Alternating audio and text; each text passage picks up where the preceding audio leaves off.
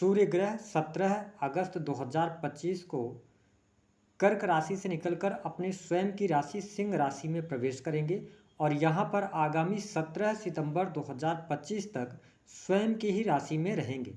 तो सूर्य के इस राशि परिवर्तन का प्रभाव कन्या लग्न या कन्या राशि वालों पर किस प्रकार से पड़ने वाला है।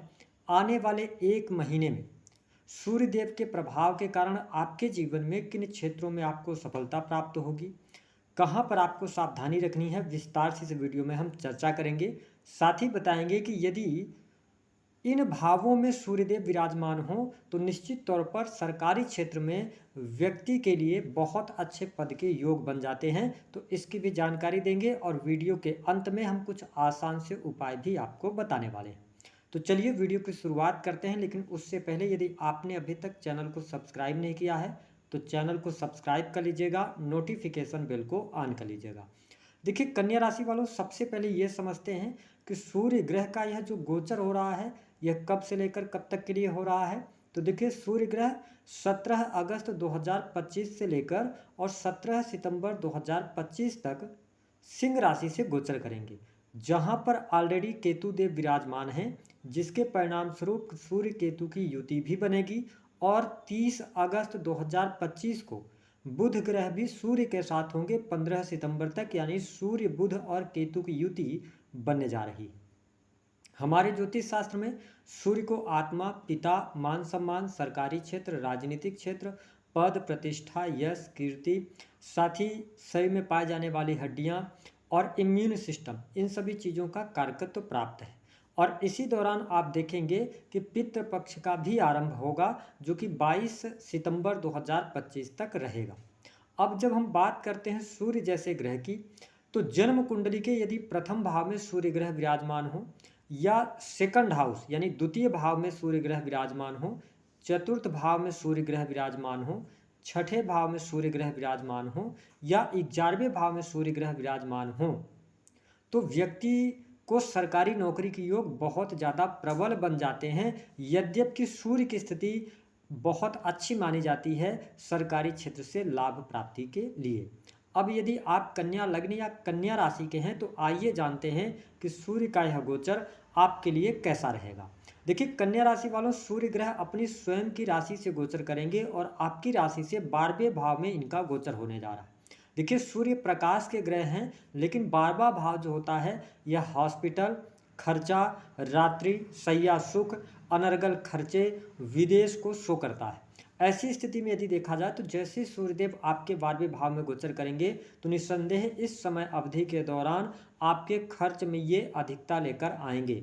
हालांकि स्वयं की राशि में विराजमान है तो भले ही खर्च हो आपका, लेकिन बहुत ही कैलकुलेटिव तरीके से आप खर्च करेंगे।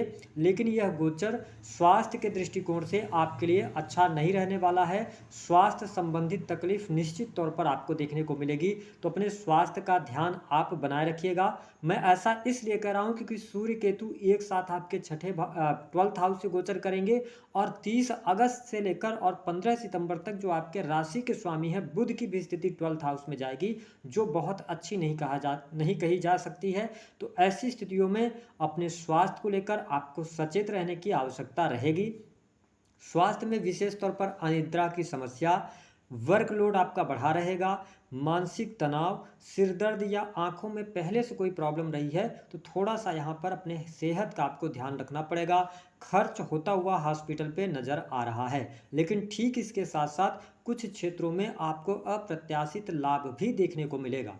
यदि आप हॉस्पिटल्स के अंदर काम कर रहे हैं, किसी भी प्रकार के इन्वेस्टमेंट पोर्टफोलियो के साथ में जुड़े हैं, तो सूर्य का यह गोचर आपके लिए अच्छा रहेगा। वही नौकरी पेशा जीवन की यदि हम बात करते हैं तो नौकरी पेशा जीवन आपके लिए शानदार रहने वाला है। नौकरी पेशा जीवन से आपको लाभ भी मिलेगा। इस समय अवधि के दौरान देखिए कुछ चेंजेस भी देखने को मिलेंगे। जो लोग कॉरपोरेट सेक्टर के अंदर काम कर रहे हैं या प्राइवेट कंपनीज के अंदर काम कर रहे हैं तो आपके लिए यहाँ पर ट्रांसफ़र का योग या स्थान परिवर्तन का भी योग बनता हुआ नजर आएगा। साथ ही विदेशी भूमि से जुड़े जातकों के लिए यह समय बहुत बढ़िया रहेगा। आप किसी भी प्रकार से आपका कार्य क्षेत्र हो सकता है, आप विदेश से जुड़े हैं, इंपोर्ट एक्सपोर्ट का कार्य क्षेत्र है, तो इन कार्य क्षेत्रों में आपको अच्छे लाभ की आप उम्मीद कर सकते हैं। आपको निश्चित तौर पर लाभ मिलेगा। विदेशी भूमि से लाभ मिलने का योग बनता है। काफ़ी लंबे समय से यदि आप ट्रेवलिंग करना चाह रहे थे, विदेश यात्रा करना चाह रहे थे, तो आपके लिए विदेश यात्रा के योग बनते हैं। आप विदेश घूमने जा सकते हैं। तो स्थितियां आपके लिए यहाँ पर बेहतर बनती हुई नजर आ रही हैं। हालांकि घर परिवार की स्थितियों को देखा जाए तो सूर्य का यह गोचर आपके लिए अच्छा रहेगा। पारिवारिक जीवन आपका अच्छा बना रहेगा और इस समय अवधि के दौरान आप अपने आप को एनर्जेटिक भी पाएंगे। आत्मविश्वास भी आपका बढ़ा रहने वाला है। जो लोग टूर एंड ट्रेवल के कार्य करते हैं, ट्रेवलिंग से जुड़ा हुआ काम है, ट्रांसपोर्टिंग का कार्य क्षेत्र है, तो उसमें भी अप्रत्याशित सफलता आपको मिलेगी। बाहरी मित्रों का सहयोग इस समय अवधि के दौरान आपके जीवन में देखने को मिलेगा। वही स्टूडेंट विद्यार्थियों के लिए भी यह गोचर काफ़ी हद तक फायदेमंद रहेगा, आपको लाभ देता हुआ नजर आ रहा है। देखिए, आपकी जो सूर्य की जो 7वीं दृष्टि होती है, यह आपके 6ठे भाव पर पड़ रही है, जहां पर राहुदेव ऑलरेडी विराजमान है। तो इस समय अवधि के दौरान कॉम्पिटिटिव एग्जाम में सफलता के लिए यह समय अच्छा रहेगा। यदि आप नौकरी में हैं, प्राइवेट सेक्टर के अंदर हैं, प्रमोशन वगैरह भी आपका रुका हुआ था, तो इस समय अवधि के दौरान आपको प्रयास करने की आवश्यकता रहने वाली है। लेकिन आपको अपनी हड्डियों का और पेट से जुड़ी समस्याओं को लेकर थोड़ी सी चिंताएं इस गोचर अवधि के दौरान देखने को मिलने वाली है। इसके साथ ही कन्या लग्न या कन्या राशि के आप हैं तो निस्संदेह धन प्राप्ति के लिए यह गोचर अच्छा रहेगा। धन लाभ भी आपको देखने को मिलेगा। आपके बैंक बैलेंस में वृद्धि होगी। परिवारजनों का, कुटुंबीजनों का पूर्ण रूप से सहयोग और समर्थन आपके साथ में बना रहेगा। वही प्रेम संबंध के मामलों के लिहाज से यह समय थोड़ा सा आपके लिए प्रतिकूल रह सकता है। प्रेमी प्रेमिकाओं के बीच में मिसअंडरस्टैंडिंग ज़्यादा बढ़ने के योग दिखाई देते हैं, तो आप थोड़ा मिसअंडरस्टैंडिंग से बचिएगा। और इसके साथ ही सुख साधन, भूमि, भवन, वाहन से संबंधित यदि आप कार्य करना चाहते हैं तो निस्संदेह आप कार्य कर सकते हैं। सरकारी क्षेत्र में कोई भी आपकी फाइल पेंडिंग है या किसी भी प्रकार के सरकारी क्षेत्र में अटके हुए जो कार्य हैं, उनको बनाने के लिए प्रयास आपको करना पड़ेगा और प्रयास करेंगे तो निस्संदेह उसमें आपको सफलता भी प्राप्त होती नजर आ रही है। इसके साथ दाम्पत्य जीवन आपका अच्छा रहने वाला है। जीवन साथी का सहयोग और समर्थन भी प्राप्त होगा।